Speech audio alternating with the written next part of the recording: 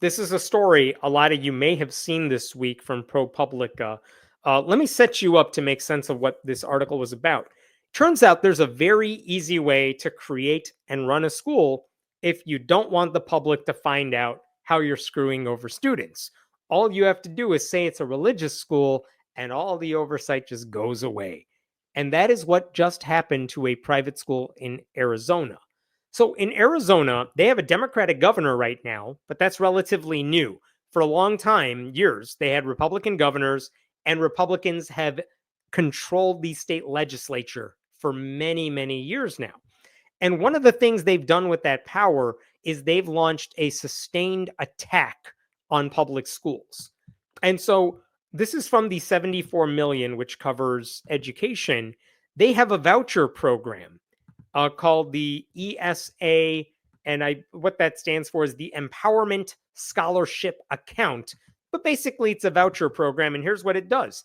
Arizona's ESA program allows participating families to take a portion of what state taxpayers would have spent educating the child in a public school and instead use those funds, approximately $7,000 per child, for any educational need. Private school tuition, textbooks, tutoring, curriculum resources for home-based learners, and more.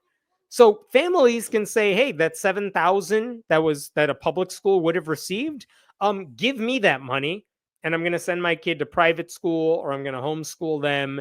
And the thing is, a lot of these families were already sending their kids to private religious schools or homeschooling them, and now they had a chance to just get money for it. Why would they say no to that? So this is the idea. This is one of the problems with vouchers, because that's money that is now not going to public schools, and they're supposed to be going to families so they could send their kids to the school of their choice. But a lot of that money is going to families that were already not using public schools. So now we're just taking money from public education and throwing it out the window. And the other part of that is that when you send your kids to a private school, those schools don't have to play by the same rules as public schools. So that's a problem. Like, there's that euphemistic language of choice, but the reality is, at some of these other schools, standards are optional. Actual education is not always a priority. Accountability is hard to come by. And last summer, the Washington Post did a whole story on voucher programs. Look what they said about Arizona specifically. In Arizona, more than 75,000 students are benefiting from the Empowerment Scholarship Program, which pays for any educational expense. In 2022-2023, 3/4 of the money, about $229 million, went to 184 vendors. Most of that for tuition, 87% of it to religious schools. Oh my God, $229 million, most of it going to religious schools and taken out of public schools. That's how bad things are in Arizona. Arizona teachers hate it. Democrats hate it. They don't have the power to undo it. And it gets worse from there, because a budget passed by Republicans last year, guess how much money they set aside for these vouchers last year? This is also from the 74 million. The budget passed earlier this year set aside $624 million to fund demand from what lawmakers projected to be a maximum of 68,380 students. $624 million for about 68,000 kids. Well, I went ahead and looked at the ESA's website. Check this out. This is the Arizona Department of Education. 83,032 students are now using these ESA voucher programs as of November 18th. So the point is, this is a lot of money. We are approaching $1 billion in taxpayer money, and it's being funneled to religious schools. And a lot of it's going to parents who could already afford it. They don't need the money. So the problem, we could do a whole separate thing about why vouchers are bad, but it's the lack of oversight that allows certain schools to take taxpayer money without answering to anybody. And that's the backdrop for this story in ProPublica this week, published by the reporter Eli Hager. Here's the headline from ProPublica. Arizona regulators closed a failing charter school. It reopened as a private religious school funded by taxpayers. It's infuriating right from the beginning when you read that. But here's the gist of what this story is getting at. Hager says there was a charter school, which is a public school. It's just outside the public school system. But there was a charter school called Arches Academy. And because they are public schools, they do have some accountability. And what we know about Arches is that it sucked. They had a quote record of dismal academic performance, with just 13% of its students proficient in English and 0% proficient in math in 2023. And when you take those numbers and you look at how badly they are financially managed, the Arizona State Board for Charter Schools said, we need to shut this school down. And that's what they did last March. And they had the power to do that because it's a charter school. And it's kind of amazing. Like, do you know how bad you have to be a charter school that the state says, yeah, you guys are embarrassing all of us with how bad you are. We are going to take the steps to shut you down. So they shut it down in March. Now, the leader of that school, the founder, the principal of Arches Academy, her name is Michelle Edwards. She decided, wow, I'm really bad at this, but I shouldn't let my failures get in the way of me doing whatever the hell I want to do. So she very quickly rebranded Arches Academy. And within a month of Arches shutting down, she created this. This is on Facebook. Title of Liberty Academy. A holistic education tailored just for your child. Now accepting applications. She went ahead, changed Arches Academy to a private religious kindergarten through 8th grade school called Title of Liberty Academy. And if you scroll down here, it's a new faith-based private school coming to Mesa, Arizona. Interesting. This is set to open last August, but she just went ahead and created this brand new school from the ashes of Arches. It's unbelievable how easy it was for her to do that. And is it faith-based? Yes. She actually says this school is focused on the Church of Jesus Christ of Latter-day Saints values. It's not connected to the Mormon Church, but it uses the Mormon Church's values. So even though it has no formal connection to the LDS Church, they say they're Mormon-based, making them religious. And now she can go ahead and just start the school and take voucher money and just continue being a failure at life. That's honestly what she did. And again, this was the Arches shut down in March. She was ready to open this school up last August. Here's how ProPublica put that. In other words, it was closed down by a public governing body, but found a way to keep existing and being funded by the public anyway, just without the standards and accountability that would normally come with taxpayer money. Arizona does no vetting of new voucher schools. So she found a loophole that allowed her to start this religious school. So specifically, Title of Liberty, her new religious school, they would not have to make their finances public. They would not be audited for academic performance. They would not have to hire teachers with any specific qualifications. And they don't even need to make employees go through any sort of background check. That's how little oversight she had, because she had no oversight. And the irony is that many of the parents taking advantage of vouchers usually want some accountability. This is also from ProPublica. Check this out. Several ESA parents across the Phoenix area said in interviews that they absolutely want educational choice and flexibility, but that they also want the sort of quality assurance that only government can provide. Most said that the Arizona Department of Education should provide at least some information as to the background and credentials of private schools and other educational providers that accept voucher money, and also that the department should do something to protect families from badly unqualified providers. They can't. That's how private schools work, and private school administrators know it. Like, if you want the government to have oversight and give you some level of accountability, go to a public school. What are you people doing? Jesus Christ, these people are so bad at this. The parents, I mean, the parents who are like, well, I want to send my kid to a private school with public school money. But I think they may be screwing me over. Can you like make sure they're not? No, they literally can't because of your dumbass voting Republican. So, no, they can't. What do you want from them at this point? We told you how to vote. You didn't.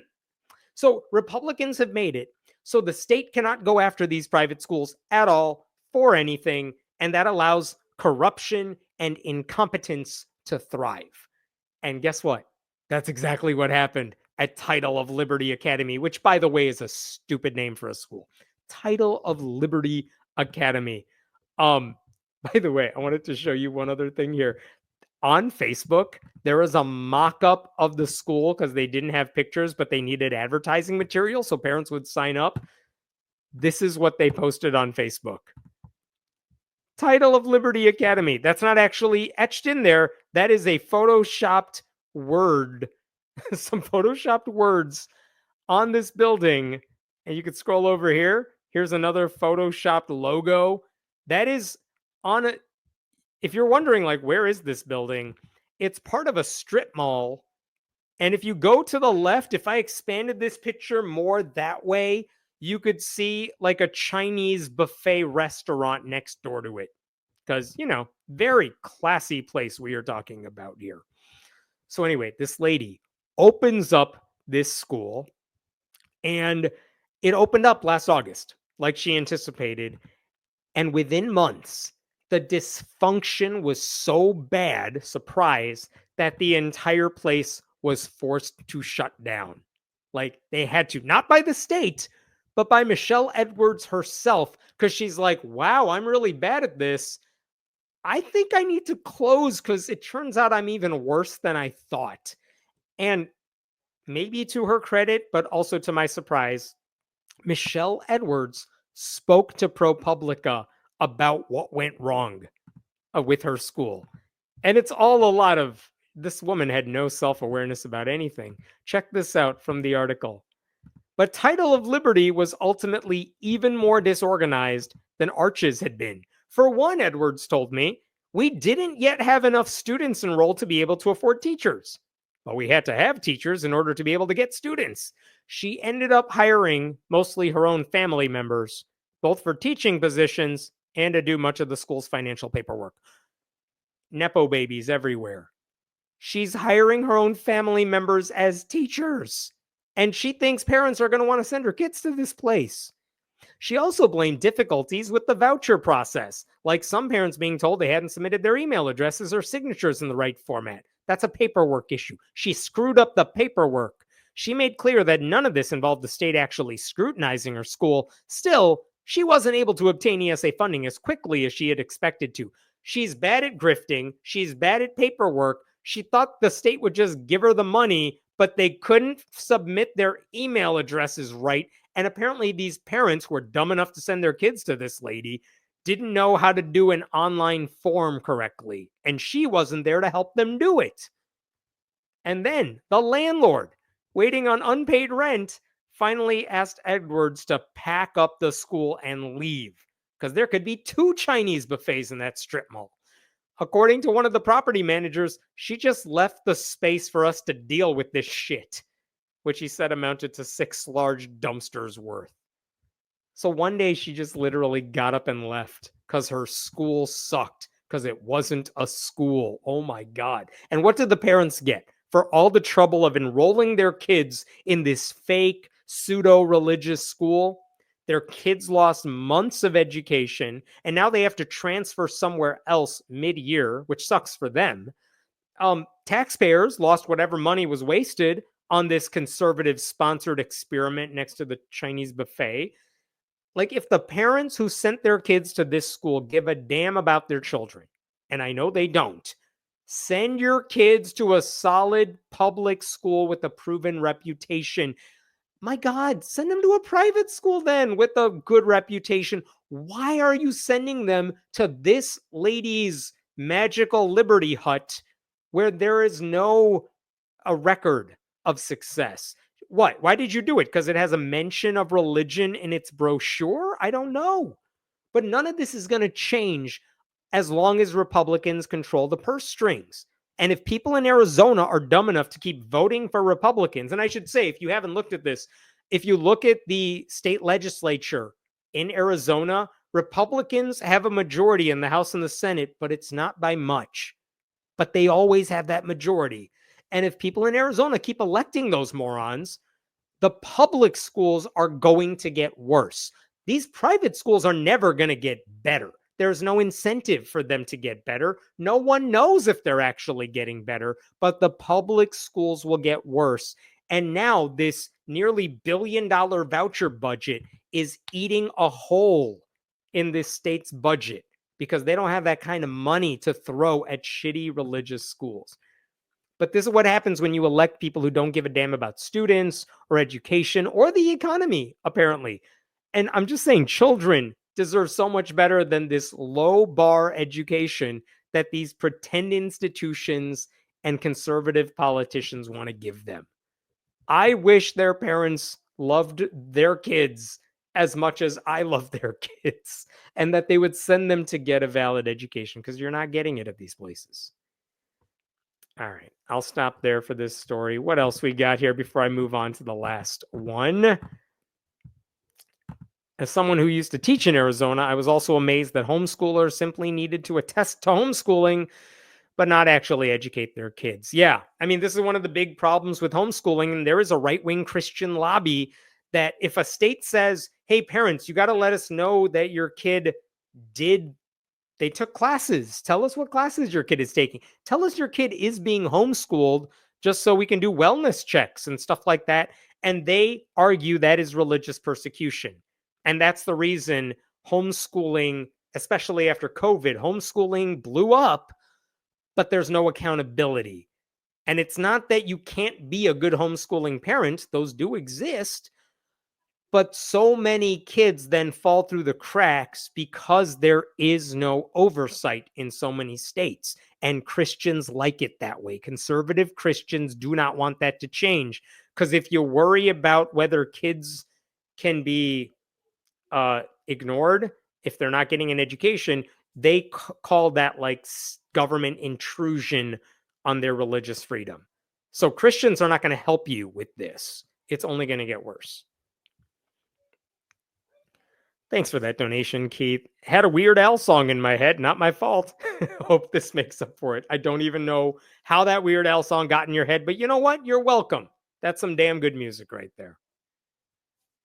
They only want religious schools, thus the intentional actions to collapse the education system. No kidding. If you destroy public schools, Christian nationalists know that if you destroy public schools, people will have no choice but to do everything locally, which makes it easier for Christian fundamentalists to swoop in because they have infrastructure, set up schools, and then indoctrinate your kids. Like, that's the long and short of it. They have to destroy public schools in order to achieve their goals, which have nothing to do with your kids' well-being. They just want new victims, new targets. Chances are through the school, the school will tithe to the LDS church, and therefore tax dollars will directly go to fund a church. It's possible, I will say, as far as I could tell from the ProPublica article, there actually was no connection between this lady or that school and the LDS church. But you're right. If she wanted to tithe the LDS church, then technically, indirectly, that would be taxpayer money going to fund the LDS church. It's possible. I mean, what are vouchers to private Christian schools but a tithe, taxpayer funded money going to religious institutions? That's why we don't want taxpayer funds going to private schools, private religious schools for any means. Can you imagine being a parent and unironically thinking, oh yeah, this place looks like a private school should? I know. There was a story like ProPublica's Eli Hager did say one of the parents who found the school, like, met this woman at a shopping mall or something. Like, where was it? She met these parents in the weirdest ways and got them to enroll. And if you're just enrolling your kids in that way, I don't know what the hell people are doing. Here it is. I'm reading this. Let me show you this. This is from the article right over here. Look at how horrible this particular parent is. One mom had even discovered the school by window shopping. It was in the same strip mall as her orthodontist's office next to a China palace, and she'd noticed the flags outside with Church of Jesus Christ of Latter-day Saints imagery. The school's not formally affiliated with the church. If you're going to your kid's orthodontist one day and you say, oh, look, there's a school right there. Looks nice. Hey, kid, I'm sending you here now. That is a parent that does not give a damn about their kid's education. What else we got here? One other thing about public schools versus private religious homeschool is that children are exposed to other kids, yes, with other viewpoints, cultures, religions. So, diversity, which right wingers hate. No kidding. I worked for a long time at a really large public school, and I went to large public schools in high school. In college was a big public school.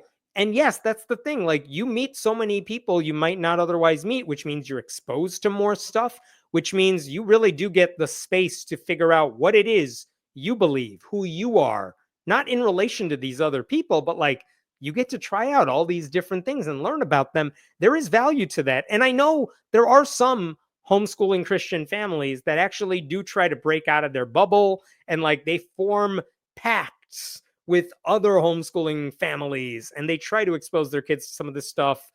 But like, if you have to do that much work to show kids, hey, look, there's life outside our bubble, there's an easier way to get that done, which is send your kids to a place where indoctrination isn't the only goal.